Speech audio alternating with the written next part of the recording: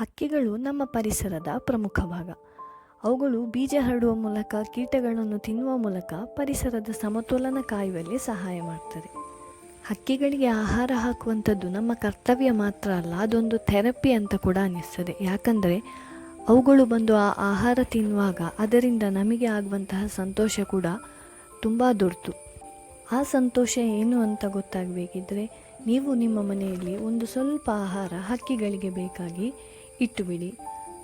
ಪ್ರಾರಂಭದಲ್ಲಿ 1-2 ದಿನ ನೀವು ಹಕ್ಕಿಗಳಿಗೆ ಆಹಾರ ಇಟ್ಟು ಕಾಯಬೇಕಾಗ್ಬೋದು. ಆದರೆ 3ನೇ ದಿನ ಖಂಡಿತವಾಗಿಯೂ ಅವುಗಳು ಅದೇ ಸಮಯದಲ್ಲಿ ನಿಮಗೆ ಬೇಕಾಗಿ ಕಾಯ್ತಾ ಇರ್ತವೆ.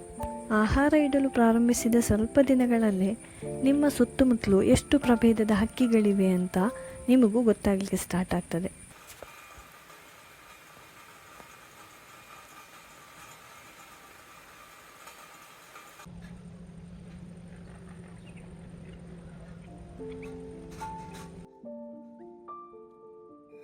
ನಿಮ್ಮ ಮನೆಯಲ್ಲಿ ಶಾಲೆಗೆ ಹೋಗುವಂತಹ ಮಕ್ಕಳಿದ್ರೆ ಅವರಿಗೆ ಇದೊಂದು ಆ್ಯಕ್ಟಿವಿಟಿಯಾಗಿ ಕೂಡ ಕೊಡ್ಬೋದು. ಯಾಕಂದರೆ ಇದರಿಂದ ಮಕ್ಕಳಲ್ಲಿ ಕಂಪ್ಯಾಷನ್ ಆಗಿರ್ಬೋದು, ಕೈಂಡ್ನೆಸ್ ಆಗಿರ್ಬೋದು ಜಾಸ್ತಿ ಕೂಡ ಆಗ್ತದೆ. ಹಾಗೆ ಮಕ್ಕಳಿಗೆ ಈ ಪಕ್ಷಿಗಳ ಪರಿಚಯ ಕೂಡ ಆಗ್ತದೆ.